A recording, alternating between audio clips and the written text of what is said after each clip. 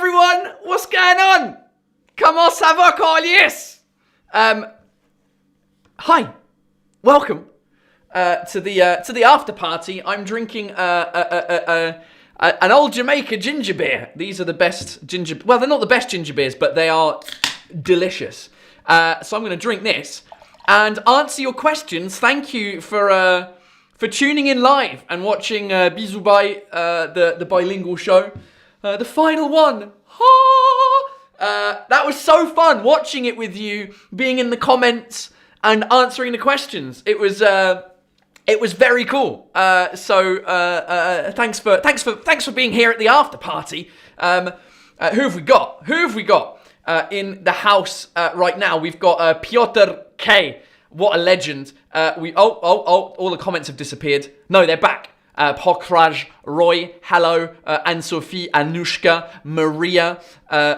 Problème son, merde. Parce que moi, can you hear me?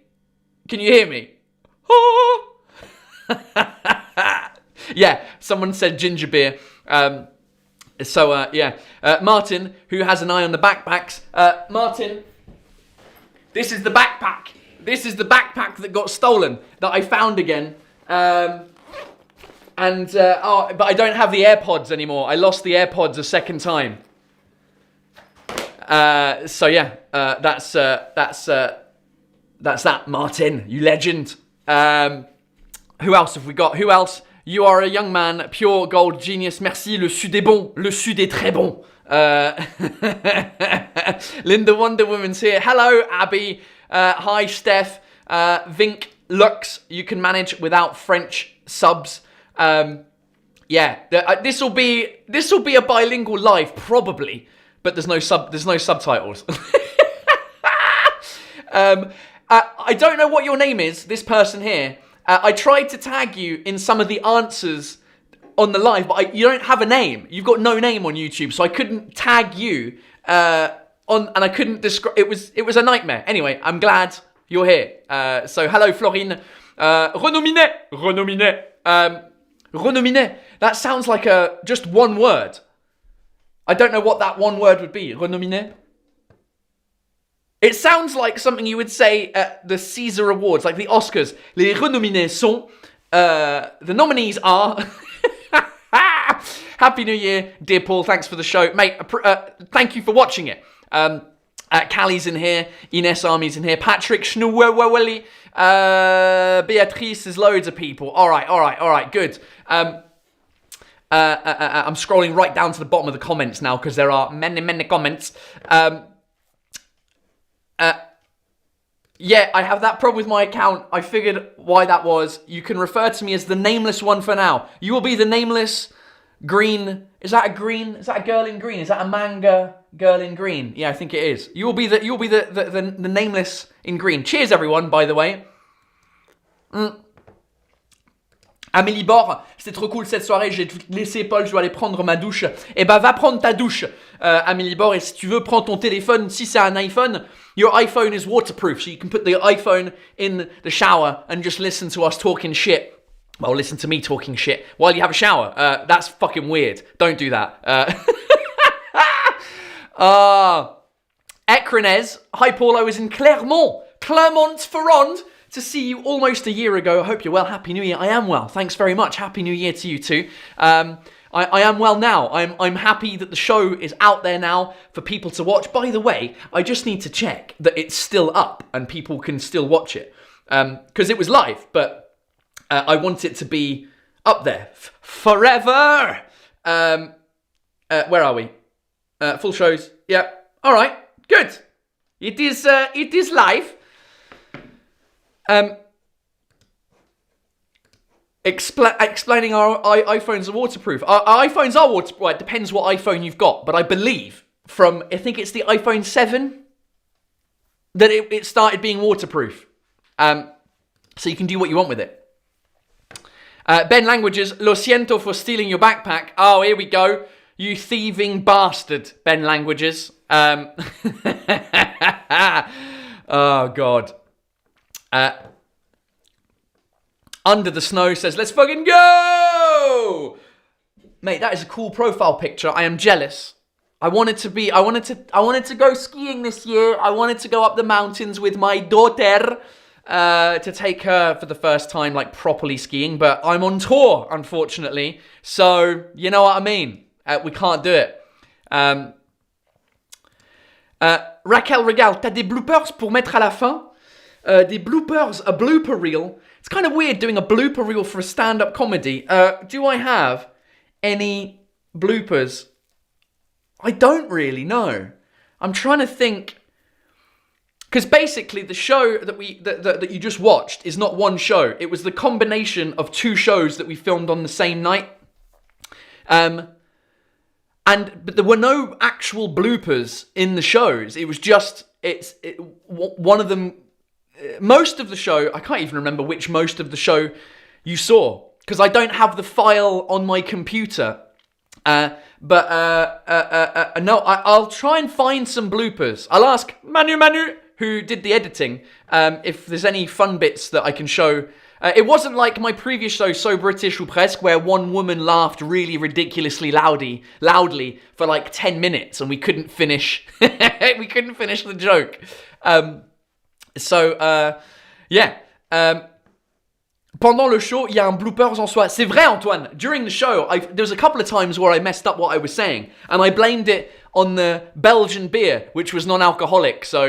But no one found that out until the end. So that was kind of fun. What was the other blooper? There was another at the very beginning. I fucked up, I think.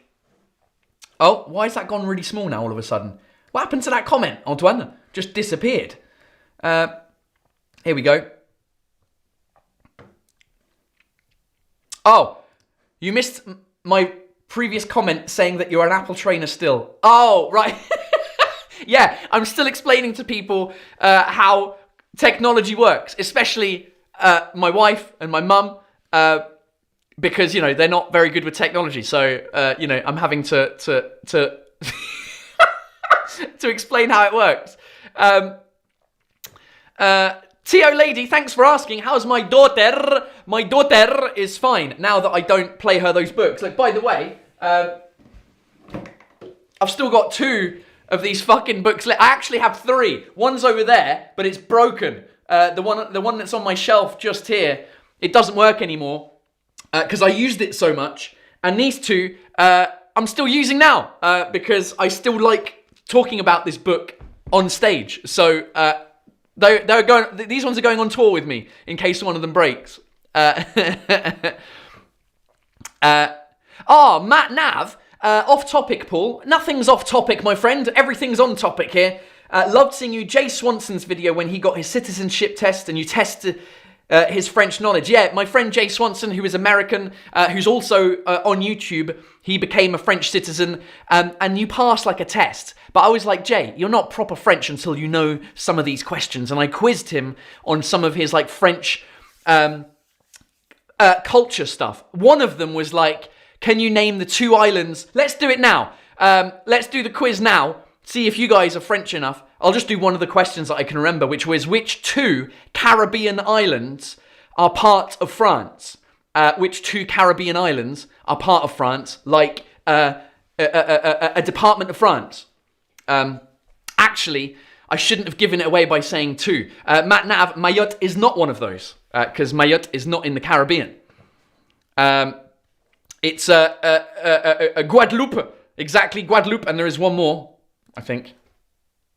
And by France, I mean, there it is, Dockley, UK, Guadeloupe and Martinique, that are actually part of France as if they were French. Un département outre, an out of ocean, an out of ocean department.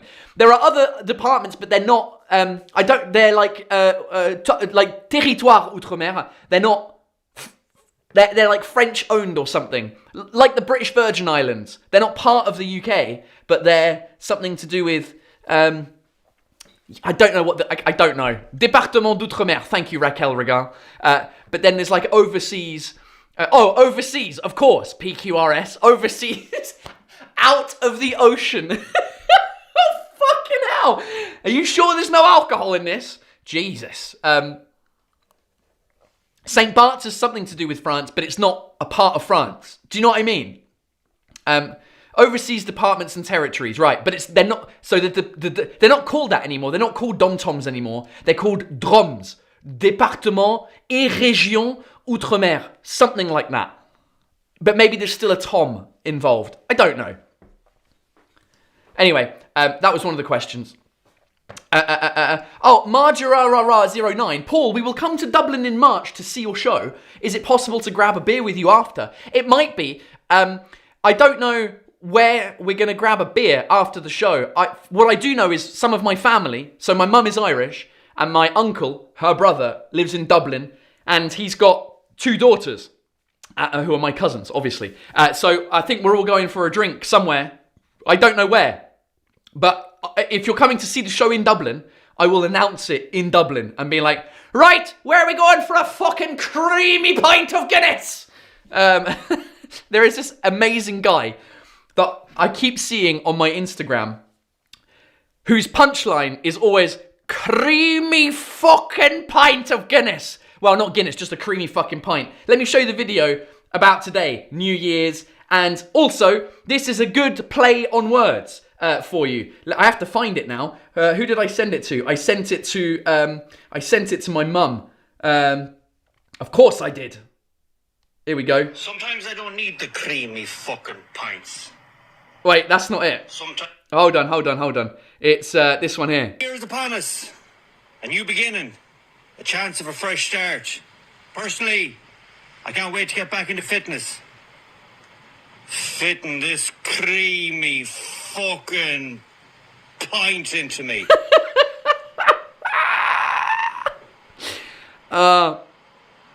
You should go follow him.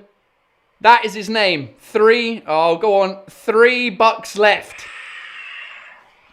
It's he's so Irish and so funny.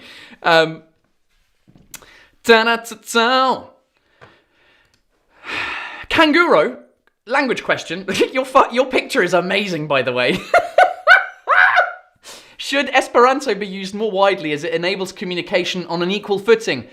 I mean, I think the theory of Esperanto is an interesting one. It's like the common language, like a lingua franca that isn't anyone's language. So it means that English people would have to learn it, French people would have to learn it, Spanish people would have to learn it. The theory is good, but in practice, I don't think anyone's going to be bothered trying to learn another language. But yeah, it's unequal that English is the lingua franca, is the world language. It's not fair, if you like. I don't know why it is.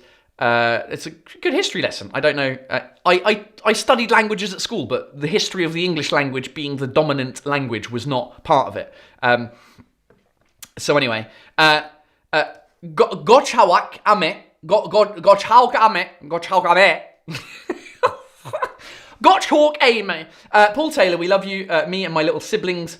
Actually, you're one of the main reasons that got us into learning English, especially the way you humour about the topic. You're the best. Vamos. Dude, thank you so much. I appreciate it. If I can help people learn language and it's less boring than sitting and reading books, grammar-intensive books, then I'm happy that that helps you. So thanks, mate. Appreciate it. What French book would an American girl about your daughter's age like? Flipping what you're doing. Oh, Mary, great question. Okay, so let me, hold on. What French book would an American girl about your daughter's age like? If you're talking about like a written book, wow. It's a great question. My wife bought a bunch of like fairy tale books. You know, like the Grimm's brothers, the Brothers Grimm. There's something like that. I don't know what they're called. The Anderson, I can't remember. Basically, the basic story, the basic fairy tales and kids stories, but they're in French. There are See, here's the thing. I don't even know what French books my daughter has really, because I just refuse to read them to her. I'm like, no, Daddy's doing it in English. What other books does she have that she really likes? She loves Frozen on Disney, so my wife bought her like a Frozen storybook. I'm trying to think of specific. Maybe the people in the comments can help. Le Petit Prince, of course. The Little Prince. That's a great one for kids. What else have we got? Les comptines anglaises. Le petit pipeau de Pierre Gris. Le petit pipeau de Pierre Gris-Barré. Les contes de Perrault. Okay, great. Never heard of that one. What else? What else? Les animaux du bois de Katsous. Katsous? I'm probably pronouncing that wrong. Les fables de la fontaine. That's a good one. Aesop's fables. Repurposed into French. Les contes du chat perché. Le loup qui voulait changer de couleur is amazing. I actually had an English book which was also horrific, but the battery, my daughter threw it into the bath, probably because it was so shit. And it was like the wolf, and it was in English, and you press the buttons. It was like, today I would like to be blue. Oh no, don't be blue. And it's the accent. I don't even know what accent it was, but it was horrific. So yeah, those are good. Those are good suggestions. What's it called? Fucking giraffe. Sophie la giraffe. Well, that's young though. That's like baby. SFX, Elise, un spectacle en Suisse. Taylor, on veut pas un Montreux Festival, merci. SFX, yes, I will be in Switzerland with my English-only show next year. Well, this year now, because we're in 2025. Probably in the autumn. Probably in September, October, November-ish. So yeah, in Switzerland. I don't know where yet. Probably, I mean, we're trying to look for Geneva and, what's it called? Zurich, because they are international cities. But we might get a couple of other ones. I don't know. Kevin, come to Barcelona for the French community. Es un show de puta madre. I went to Barcelona for the tour Bisoubye. So I did the show in Barcelona. It was great. Super fun. One of the best ones. Will I go back to Barcelona for an English-only show? Yeah, because there's quite a lot of English speakers. There's actually quite a good stand-up scene, from what I understand, in Barcelona. So yeah. Did you ever practice switching between English, Spanish, and French and settling on a specific accent to flow between the inflections in your deliveries? Does being almost native make it easy or hard? Switching between French, Spanish, and French, like in one phrase, do you mean? And settling on a specific accent. I didn't really settle on the accent. I don't choose the accents, really. I think subconsciously I chose the accents, right? So when I speak French, I sound like I'm from Paris because I live in Paris. J'habite à Paris, donc du coup, je sonne comme un Parisien. Je sonne comme un Parisien. C'est pas du tout français, ça, mais j'ai l'air d'un Parisien. But that's just because my brain has assimilated itself into doing... the Parisian accent, right? And in Spain, I lived in Madrid for 2 years and I learnt Castellano from Spain. So my Spanish accent is closer to someone from Madrid. Hombre, lo que pasa es que estamos aquí haciendo un live todos juntos. Hola, ¿cómo estáis? It sounds more Spanish from Spain, right? Than Latin America. So I didn't really choose those accents. But maybe there's a better one to choose between that flows better, I guess. Does being native make it easy or hard? I don't know. It's a good question. Because I'm good at doing different accents of even languages I don't speak, right? So like Russian, I can say one phrase, which is "Привет, меня зовут Пол, как дела?" And Russian people think they say to me that sounds pretty good. In Greek, I can do a bit of I can imitate some of the accents. So it's not about being native, it's just having, I guess, the ear. I don't know. Who have we got here? What? HC Blue? You're an absolute legend. Hold on. How do I click on that? Bang! Thank you for the super chat, HC Blue. Happy New Year. Love your shows. Thank you for making them available on your channel. You're welcome. I figured I'm still at the stage in my career where it's worth me spending, tens of thousands of euros making a video that will be available online and then put it out for free, because then it gets me more exposure. Because Netflix, especially with the bilingual stuff, Netflix, Amazon, no one was interested in picking up a bilingual show. The only people that were Canal Plus for my first ever bilingual show. And they were, because I was already working with Canal Plus, so like, well, let's have the show. So they paid for Franglais, my first show, and then I was still able to put it on YouTube like a year later. But for the other two, no one was interested. So also, I didn't really have a choice. But instead of not putting them out, I was like, fuck it, I don't mind spending 10, 20,000 euros to film it all, get it all edited, do all of that stuff, and put it out for free, because I feel like the marketing behind that is more powerful. Because if you go to the Metro in Paris and you put up a big poster, that can cost like 30 to 40,000 euros just to say, hey, come and see my show. Whereas a YouTube video is available worldwide.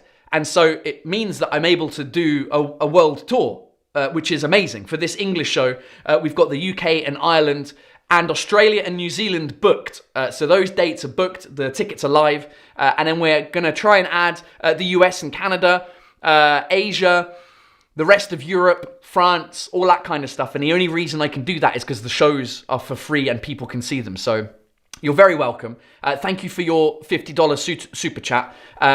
It's really incredible. Thank you so much. And if you ever do US tour, I didn't finish your comment. Hope to see your show in person. Yes, we're working on a US tour for June, July this year. So in like the bigger cities for now, and then if it goes well, then we might do some more. So yeah, we have to pay like 10,000 euros for a visa to get me out there. So we're gonna do some shows. Renhen, what do you think about Rafa Nadal's fantastic English accent? Yes, today I play very good.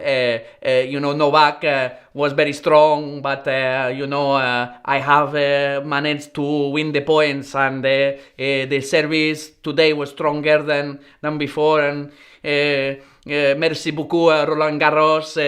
Je suis ici, 14 ans, les gagner tous les matchs, le public incroyable.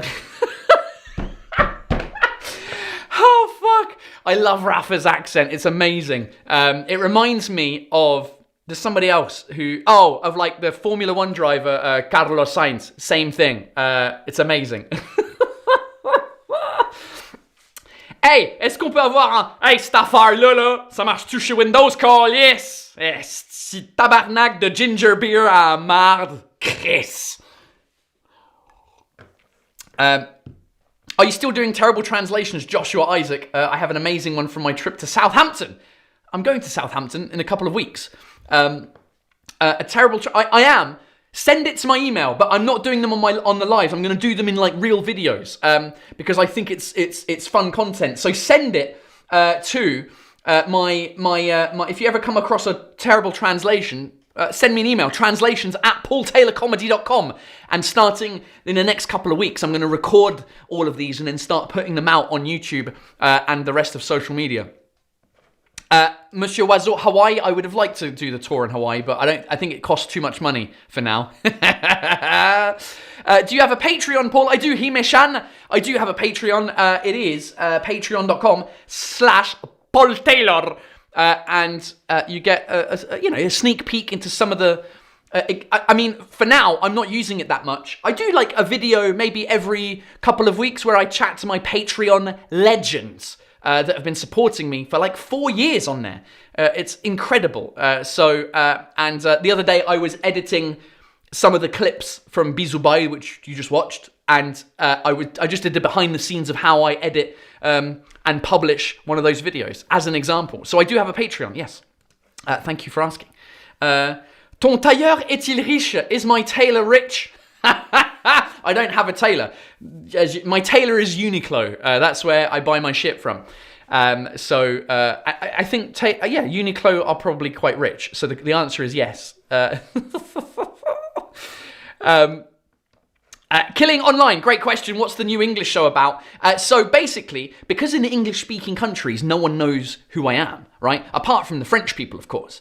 But part of the feedback that I got from French people when I did my bilingual show in English-speaking countries.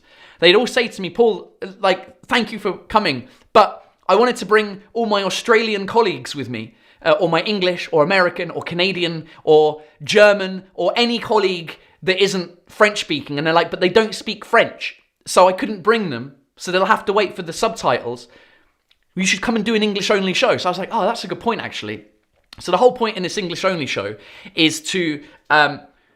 it's basically for people who don't know who I am, right? So the show is kind of my story of being an expat in France from the beginning up until now, but only in English. So it's kind of a cool mixture of my 3 shows, the 3 that I've done so far, with some new stuff. If I was to give you a percentage, I'd say it's probably currently at about 20% stuff that no one's ever heard before, because I haven't posted it online. And then 20% from show 1, 20% from show 2, 20% from show 3. It's probably 40% new stuff then. And then 2, 4, 6. Yeah, so that's currently what's happening. So it's about me. That's what stand-up is about. It's about your life. And because no one in English-speaking countries knows who I am, I'm going to talk about being English and living in France. So more of the same, basically. Guinness World Record. You've got a Guinness World Record. Gamers edition. I look like I'm looking the wrong way, don't I? But on my screen, it looks that way. Who or how is your top 5 French-speaking humorists currently? I presume you mean who.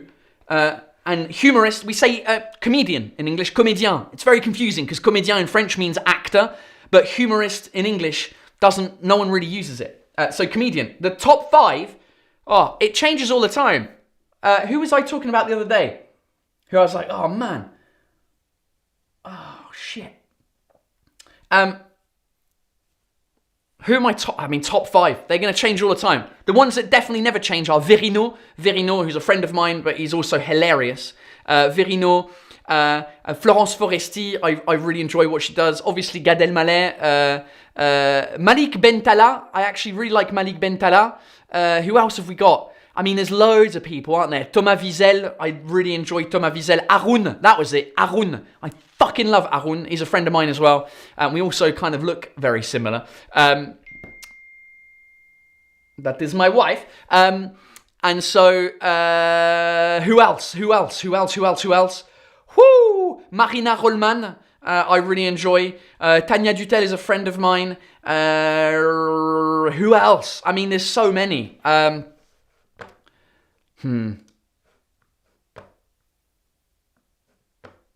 When, if ever, have you last done English-only shows?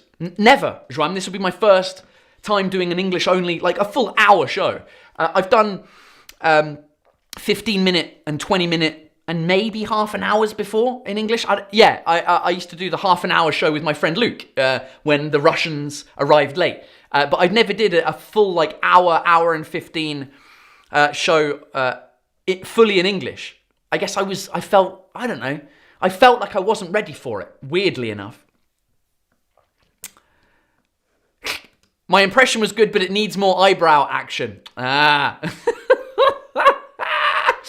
Alexander Knight, y a-t-il beaucoup de francophones dans les pays où t'as fait ta tournée?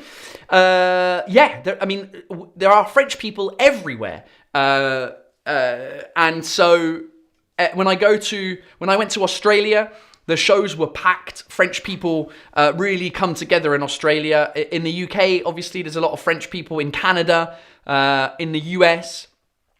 Where did I go where it felt like there were a little bit less? Everywhere. Even in like small cities in Canada, there were French people. Austria, where did we go? Vienna. We went to Budapest with French people. There's just like French people everywhere, just like English, colonizers. Do you know what I mean? So yeah, there's a lot of them. We got a super chat from the no-named green manga girl. It seems like putting out shows for free actually helped you out more, which is unbelievably amazing. Anyhow, here's a token of my appreciation. Thank you so much. I really appreciate it. It gives you a boost when people are like, yeah, this is great. Here, I can't come to see your live show, but here's a contribution to the filming. So it's great. Thank you. Appreciate it. J'aime ça. Chuan, I'm going to butcher your name. Chuan Zenli. Now that you've done it a few times, what do you think about the market potential for bilingual comedy? I think it is big. It's bigger than anyone thought that it would be when I decided to start doing bilingual comedy. People thought it was going to be a terrible idea, that French people weren't going to speak English. And I guess I was lucky enough, being an expat, that my story resonated with a lot of people. So, I mean, I did the Zénith in Paris to finish off Bisoubye, right? I think I've got a picture of it here. I got some Polaroids from my photographer when I did the Zénith. That was the end of the show on the 6th of January last year, so almost a year ago. So the fact that we could sell out the Zénith for a bilingual show is, I think, proof that the concept can work.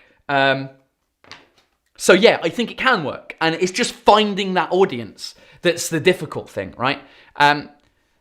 But having said that, the show, like I mentioned in Bisoubye, if I want more of a career inside of France, like I'm never going to tour all the Zénith in France with a bilingual show. There's just not that many people interested in the bilingual thing. So as I said, one day I'll probably do a French only show for the people that never wanted to come because it was half English.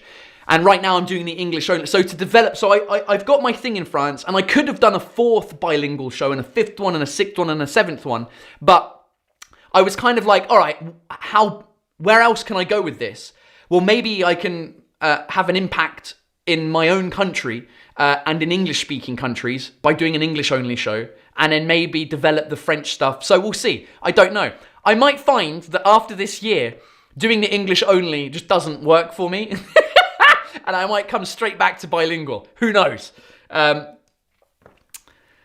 Patrick Schnowellet.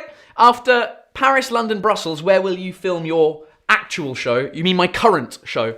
Tell me where and I'll fly to help filming. It would be a pleasure. I don't know, if I'm honest with you, Patrick. I'm not going to film it unless a Netflix or Amazon or BBC or someone is I've done the 3 for free on YouTube, and I feel like this one should be good enough for Netflix or Amazon, and it's all in English. And so yeah, I don't know is the answer to you. I don't know where or when it will be filmed. I don't have a strategy yet because I'm just waiting to see what happens. I'm going to do this English only show, see where it takes me. And then decide later on. And if Netflix or Amazon are like, yeah, great, let's film it, then it'll probably be in a big city. I guess London, maybe again, but maybe not. You know, maybe it might be an English city. It would be cool if it was Canterbury. Oh, that's a good idea, to film it in Canterbury, where my mother lives. That might be good. Or somewhere in the US, maybe. I don't know. It's a good question, but I'll let you know in due time, and then you can come. Absolutely. Hey, Rajik, only on YouTube. Ma mère et mon frère sont en train de regarder Bisoubye. Pourrais-tu leur faire une dédicace? Hey, le frère et la maman de Rajik, only on YouTube.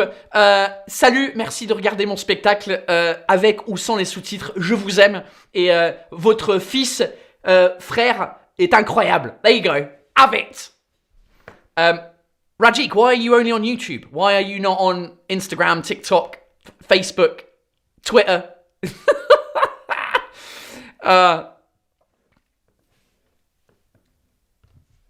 Wait, hold on. Liam Gallagher. Liam Gallagher. Yeah, I find you a lot funnier in French, and that's as a native English speaker who speaks shite French. I'm thinking about going to your Glasgow show, but will be sad without the French part. Oh, mate, there might be some French in it, but I won't have prolonged conversations or things in French. I might talk to some of the audience in French if they're French coming to the show, and then translate it directly for the The fucking Glaswegians.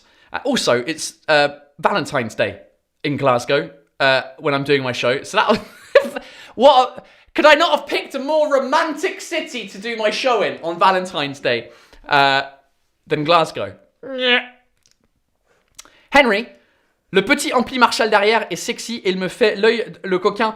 It's not an amplifier, Henry. It's a fridge. Check it out. Hey, there it is.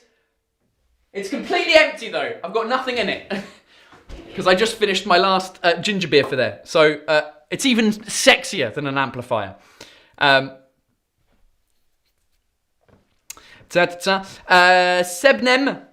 I don't know. Chebnem. I see that for now, after your show on the 23rd in Paris, there will be no shows for a while. When will you come back in Paris and continue your shows in France? 2026 is when I will be doing the tour of the show. Where is it? Fuck Me, I'm French, which is the English show. So I'll be doing that in France in 2026. I live in Paris, so I might be on different shows. We might add a couple of shows, like work in progress shows and things like that. However, I think what we're trying to do for Paris in 2026 is the l'Olympia, which I've never done before. I've done the Zénith, I've done the Grand Rex, which are bigger venues. But I never did l'Olympia because it was too expensive. But now I feel I'm like, fuck it, why not? Let's do l'Olympia. I've never done it. So we're trying to do that in 2026 with the English-only show. Callie, who was on your Spotify Wrapped for 2024? I don't use Spotify. I use Apple Music because I'm a fucking loser. So I don't know. I don't even know if Apple Music even did a Wrapped thing. I don't know. Coldplay, Taylor Swift, Oasis, because they're coming back. What? And I got tickets to Wembley. What? So I'm excited about that. Who else? Who have I been listening to recently? Is that a library recently? Made for you. Music added from Apple Music. Whatever. So yeah, I don't know. I'm so fucking slow on these comments. I'm going to scroll right down to the bottom. Sorry. Chaser Zik, €10, mate. That's so kind of you. Thank you. What is a joke? In French, you'd have to explain to English speakers like the Russian thing to French people. I did it in the show in Bisoubye. It's the first one I thought about is when I talk about my daughter learning English with Peppa Pig, and Peppa Pig is the only influence that she has. And in French, I say, maintenant il faut que je prenne le relais sur la cochonne. Something to that effect. Which, in English, literally translates to, now I have to take over from the pig. But cochonne, in French, in English, is a little bit like sexual, it's used for a derogatory term for women. Like a slag. No, it's not a slag, because a slag is someone who has a lot of sex. It would be somebody who's like a bit naughty in bed. Oh, il est cochon. Like, oh, il est cochon lui. Oh, he's a bit naughty. He's a bit kinky. So I'd have to explain that joke. There's a load of jokes. There was a joke that people would send to me all the time, and the joke was French. Merde. It's something about somebody being a zoophile that has sex with animals, and the punchline is parce qu'il prend son élan, which means he takes a run up. But élan is an animal, so it could mean taking the animal as well. I can't remember the joke and the punchline, but it's one of those. That's the other one that came to mind.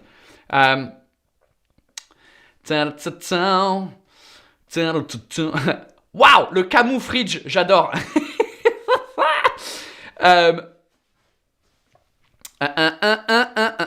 Emily Bost, merci pour le cadeau de début d'année. Pour moi, les sous-titres sont nécessaires malheureusement, donc pas de live possible pour l'instant. Merci pour la diffusion sur YouTube pour ça.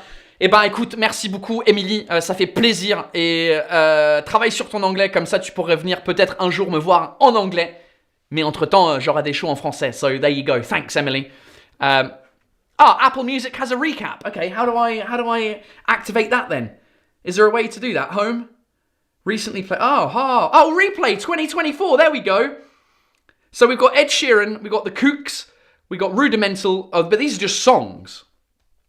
Is there not like an album, artist thing? All right. Imagine Dragons, Sia, Coldplay, Queen, Camila Cabello, Dua Lipa, Adele. Of course, Adele. A lot of these are on my running playlist because I've been running quite a lot, so I keep listening to them. Adele, Coldplay, Adele, Coldplay, blah, blah, blah. Adele, Coldplay, Adele. I'm pretty basic, to be honest with you. Ed Sheeran, that's it, basically. So is that the most listened to songs this year? That can't... Relive your favourite tracks from 2024 all in one playlist. 100 songs, 6 hours. My God. Am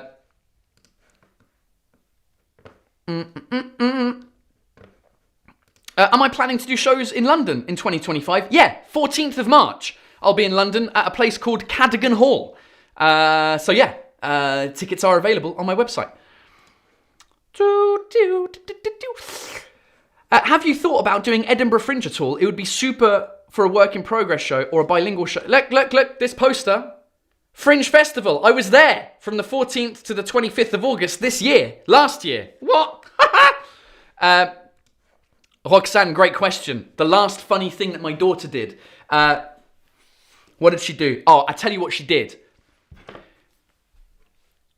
In one of her books that's called Ludo the Dodo, which is a book that I bought in Mauritius when we were on tour. I was on tour in Mauritius last year, and there's a book called Ludo the Dodo, and in it, Ludo the Dodo builds a sandcastle, right?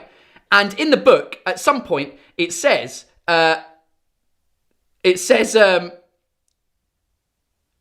am the king of the castle. And so the thing that went to my mind was Borat, when he's like, king in the castle, wow, wow, wow.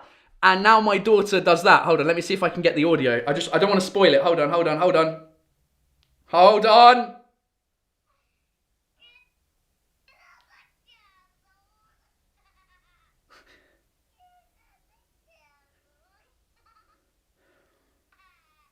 Here we go.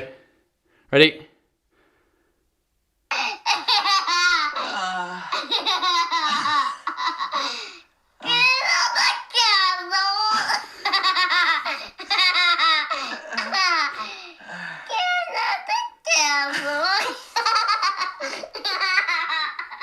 So now she just loves going, king of the castle, wow, wow. She's added the wow, wow, wow in between. She actually said to my wife the other day, in French, she says to my wife, she goes, Mummy, what's daddy? He's like, il est quoi, papa? And my wife's like, what? And my daughter's like, mais il est quoi, papa? Like, what is he? What's daddy? And my wife is confused. He's like, what do you mean, what is he? And then she just goes, king of the castle, wow, wow. Oh, the child is funnier than I am. Oh. My husband and I met when you started with What the Fuck France. So happy to have you as part of our stories. Oh, that's very cute, Catalina 2014 Illy. I'm glad that you have me in common to your story. That's awesome. Super chat from Rennie. Canadian dollars. Thanks, mate. Love the show in Toronto. Lived in France for 4 years. Relate to the faking an accent. The English teacher they'd bring was total Jean-Pierre. Haha. Mate, thank you so much. Toronto was one of my favourite shows, even though it wasn't by any means one of the biggest. I think there was like 300 people there. The comedy club, Yuk Yuk. Is it Yuk Yuk's? Was it Yuk Yuk's? No. There was another name for the club. Maybe it was Yuk Yuk. Yuk Yuk in Toronto? Yeah. No? Yeah? I don't know. The comedy club was amazing. It was so much fun. The atmosphere was great. And thank you so much for the Canadian dollars. Wow, wow, wee, wow.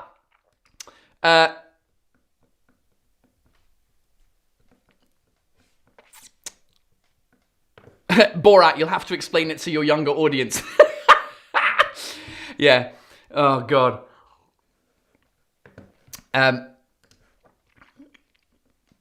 Will you play the new show in Belgium? Yes, we'll come to Belgium. I don't know. It'll be Brussels again. I don't know if it'll be the same room that we just filmed this one in. Well, that we just filmed a year ago. Roxanne says that she sounds drunk. My daughter always sounds drunk. She's always just doing silly faces and stuff. It's pretty funny, the stuff that she comes up with. She was also trying to sing Frozen, Let It Go. Libéré, and her voice was breaking. It was really cute. But she was singing it in English, which was great. Raquel Regal, you're off to bed. Good luck. Got to look good for my birthday bash tomorrow. Get the cucumbers on the eyes. Happy birthday, Raquel, for tomorrow. And I'll see you whenever I see you again at one of the shows. Any shows in Helsinki? We will try to do some shows in Helsinki. We're looking at September, October, I think was the last I heard about Helsinki show. So we'll see. We shall see. Ollie P, do you think the bilingual element to your comedy has been like a comfort blanket up until now? I'm really looking forward to your English shows and seeing where it takes you. Yes and no, in the sense of like, it's definitely my comfort zone to do bilingual stuff because my life in France is bilingual. I speak English here with my daughter, but then I'm, speaking French in a supermarket. So my entire life is living in the two languages. So it is a comfort.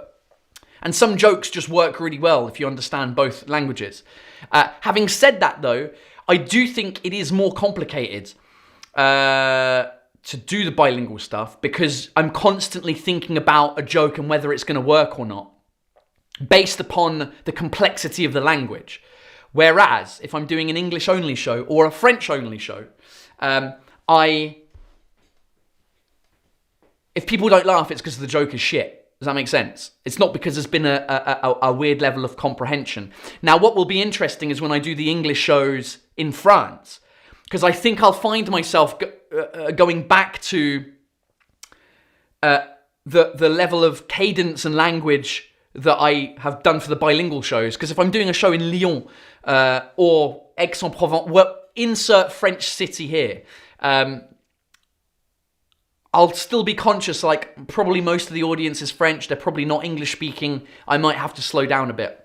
But then again, when, Dave Chappelle or Bill Burr or Chris Rock or Ricky Gervais or Ali Wong or anyone comes to Paris, they're just speaking normally and people are still laughing. So I think it's just going to be one of those things that I have to re-educate myself, or not re-educate myself, but you know what I mean, like I don't have the word. I don't have the word. What I want to do, I think I missed, sorry, Carlos, Super Chat, I missed that. I'm just going back up because I feel like I missed some of these. Réveillon du 24 versus English Christmas, which is better? I don't know. Here's my problem. I don't have a big family, so I never really, like, Christmas has always been on the 25th for me. And as a kid, it was just Christmas Day. There was nothing on the 24th. So I don't know any different. Le Réveillon du 24 makes more sense because it's an evening meal. And again, because there's only 3 of us. Although for the 24th, this time, my friend Jay Swanson came over to the house and we did Christmas Eve together. And then we were up till 4 a.m. getting rid of a rat in our house.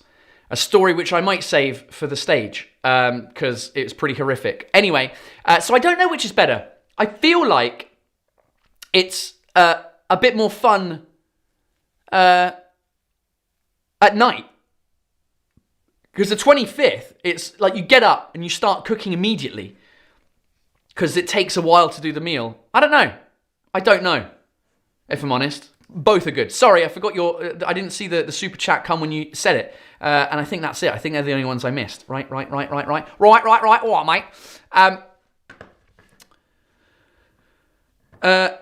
Réveillon du 24, plus les cadeaux le matin du 25. All right, so 24th, you have a big meal, and then you get the presents on the 25th. Yeah, that's good. I mean, the thing is, right, because we do Boxing Day as well. Look at that. There's this white thing annoying anyone else on my jumper here. Look at that.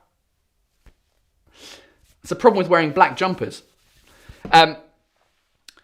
We do Boxing Day on the 26th. So we have the 25th and then the 26th. But, you know, in England, no one does anything at night time, really. Everyone goes to bed early and city centres shut down. So we don't do things a lot in the evening. Plus, we eat shit. I mean, you know, we have Christmas dinner, which is probably the best meal of the year because it's roast turkey with vegetables. So Boxing Day is, yeah, I guess Boxing Day is our réveillon, but the next day. I don't know. Weird. Sakinauko. Oh, we don't talk about Bruno. If you know, you know. Merci pour tes spectacles qui m'ont aidé à m'améliorer en anglais. Je suis bilingue en partie grâce à toi. Well, thanks very much, Sakinauko. And you're welcome. I'm glad that my shows have helped you get better at English. And Encanto is one of the best films there ever was.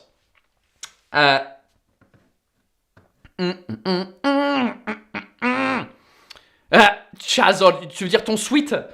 My jumper, yeah, my sweat. My sweat.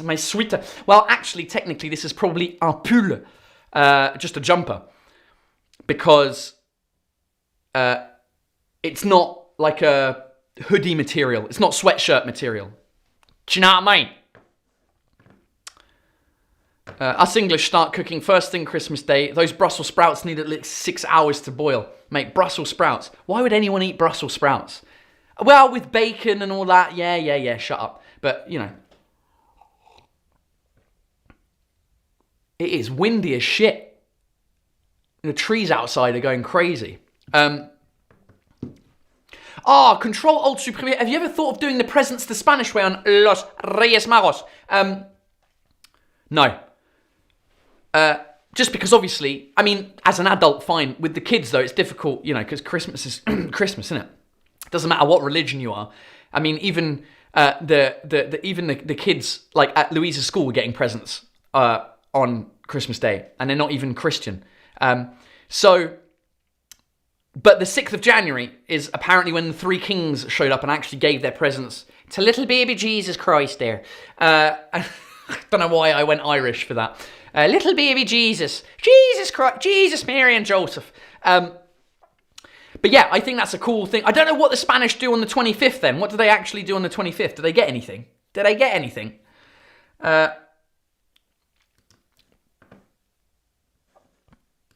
Renhan, I'd like to improve your Apple playlist. Would you accept to listen to my album, which is instrumental and so nice for you after show? Sure. I don't know how you would do that, but you can. I guess you can send me the link in like on Instagram or something. Is that the song in French? Ne parlons pas de Bruno, no. Disney songs I can't deal with in French.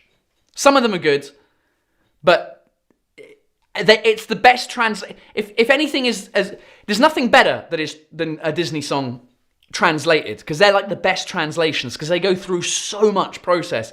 They have to find words that rhyme, that work with the mouths of the characters, but that also have a similar meaning.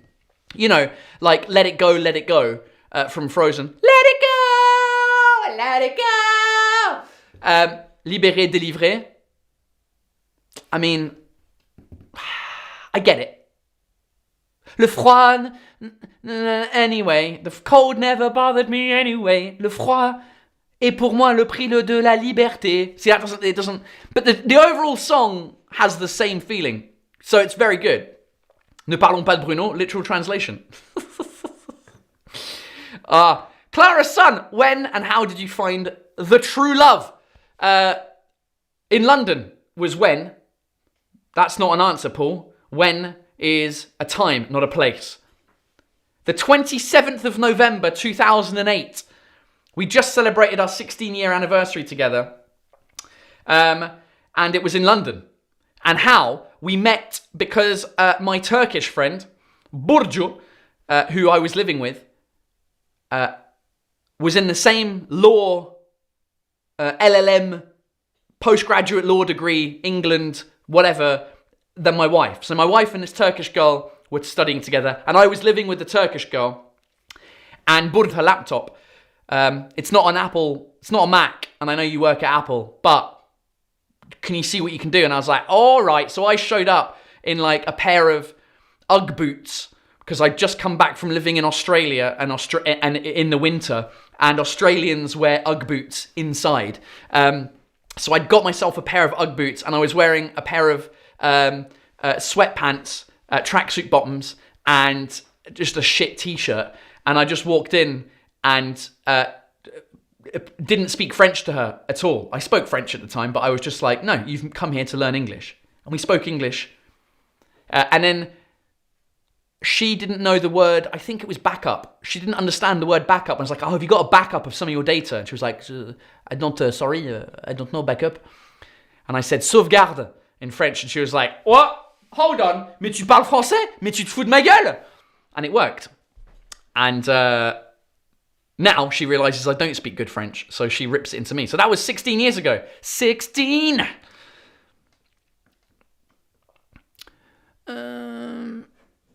Do you know how big the percentage of people on your shows is that has neither French or English as their native language?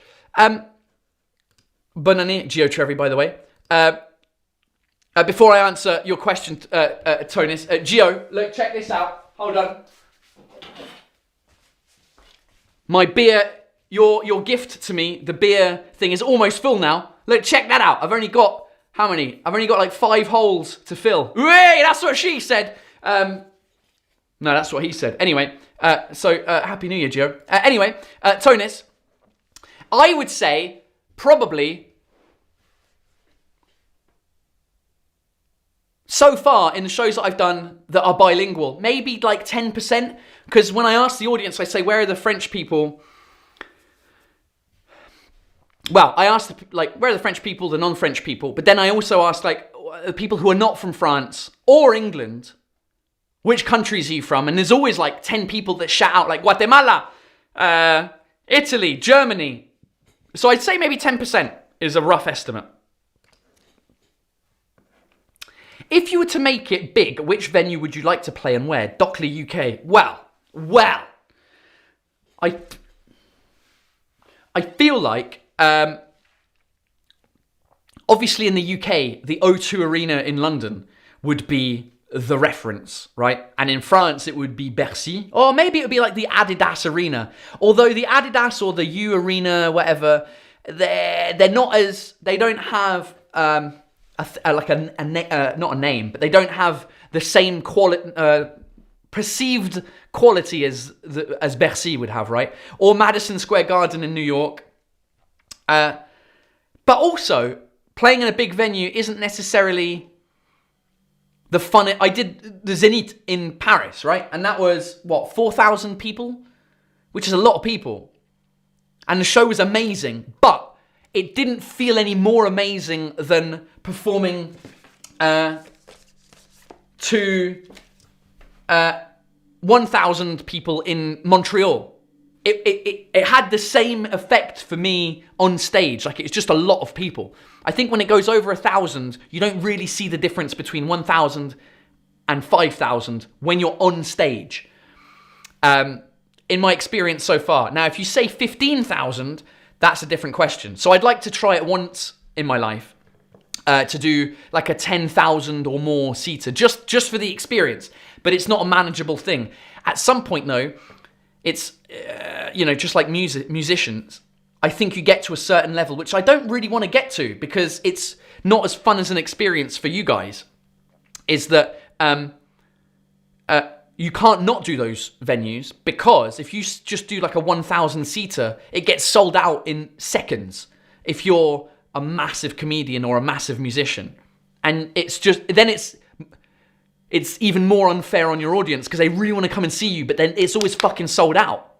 So I don't know which is best. Doing bigger venues, the biggest venues possible, so that everyone can come and that wants to come and see you can come and see you, but they're further away from you and they're kind of watching you on a big screen. Or the fact that if they're lucky enough to get to see you in a 1,000-seater, then they get a better experience. But then a lot of people will be frustrated that they can't get tickets to your show.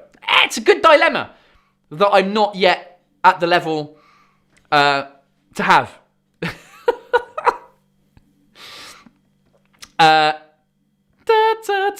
What time is it? Oh, Jesus, I've been going for an hour. Okay, let's wrap it up. Let's have a couple of questions, quick fire questions, and we'll get this shit done. Patrick Bigard made Stade de France. Imagine, yeah, Stade de France is in crazy. Marcus Gregg, if you make it big, he's already big. I'm big enough for me. I'm very happy with where I am. I don't need to sell bigger rooms, which is why I'm going back down to doing really small comedy clubs in the UK now for my tour. Rien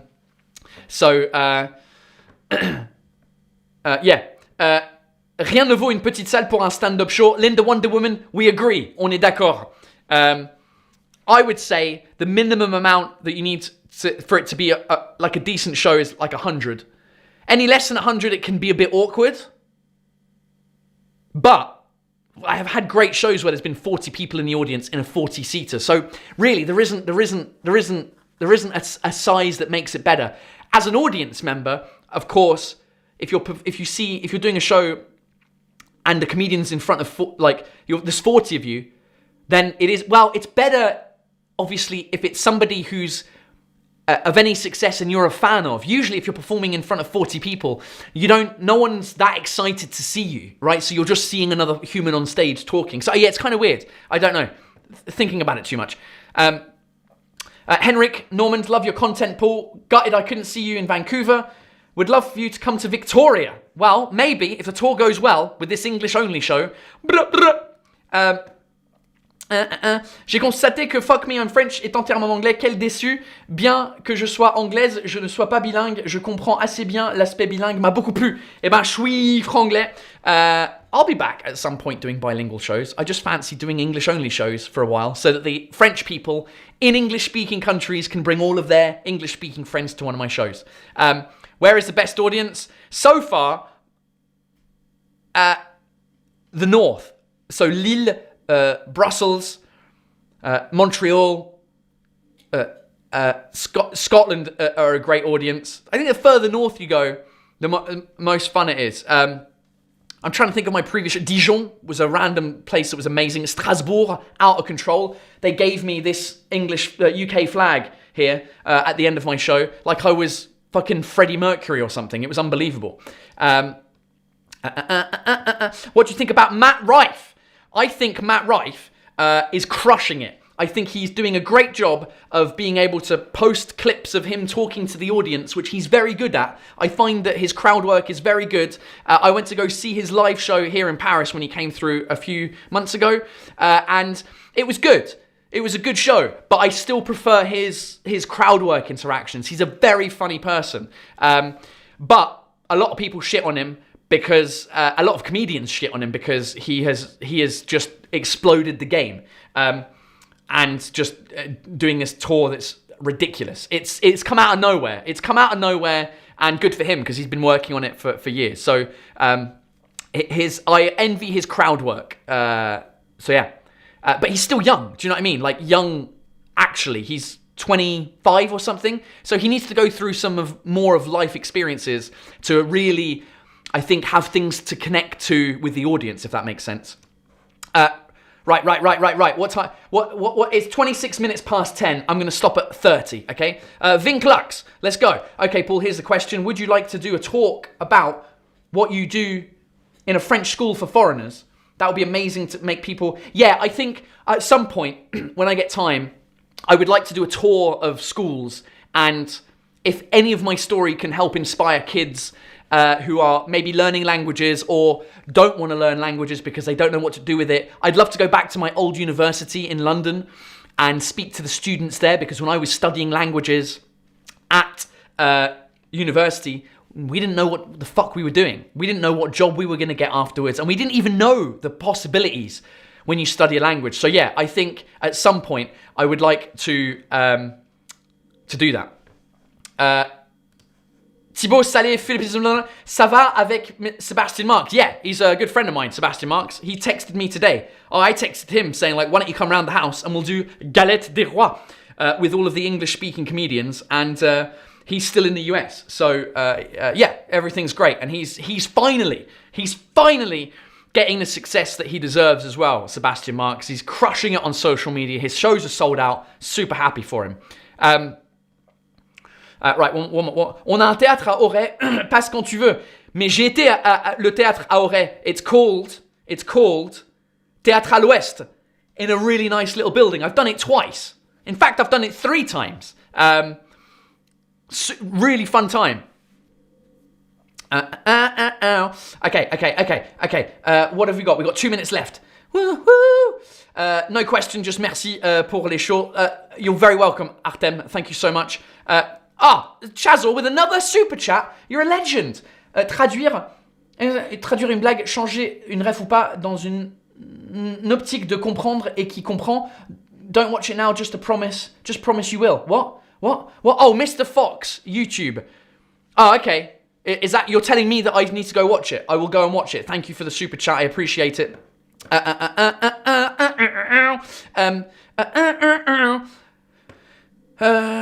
This has been awesome. Pokerage, it's always awesome. C'est à Caen, Théâtre à l'Ouest. Yeah, Théâtre à l'Ouest has a bunch of... They've got one in Auray, one in Caen, one in Dessines-Charpieu, next to Lyon, and one more that I'm forgetting. Caen, fuck. Caen, Auray. There's another place up in Rouen as well. One day in Tokyo, it would be amazing. I would fucking love to go to Tokyo for the show. First time here, and just wanted to say that your live layout on screen looks amazing. It feels like we're in an actual show of some kind. Happy New Year. Listen, thank you for the super chat. If you're interested, the program I use is called Ecamm Live. It's on Mac, but thanks. I appreciate that you like the effort that I've gone in to make this shit look good and sound good. C'était comment I did Top Gear France. Last question. Top Gear France, I think, is coming out in April. And I'm in episode 1, I think, of Top Gear France. It was so crazy being a part of the show that I watched growing up on the BBC and working with BBC France to be in Top Gear as a funny cameo Englishman guest thing. So that's coming out in April, I believe. So yeah. Right, ladies and gentlemen, it is 10:30. Thank you so much for watching my show Bisoubye. Share it with everyone that you think will enjoy it. Every little helps. Thank you for your super chats, which help to offset the cost that we paid to make the special last year. And I hope you have a great 2025.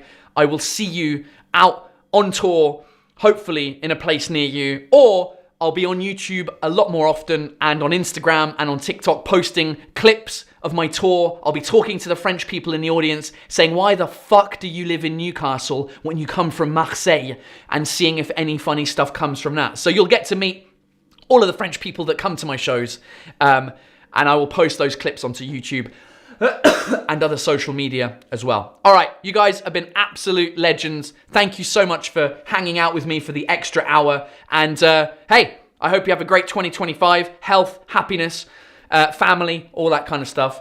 And that's it. Bisoubye.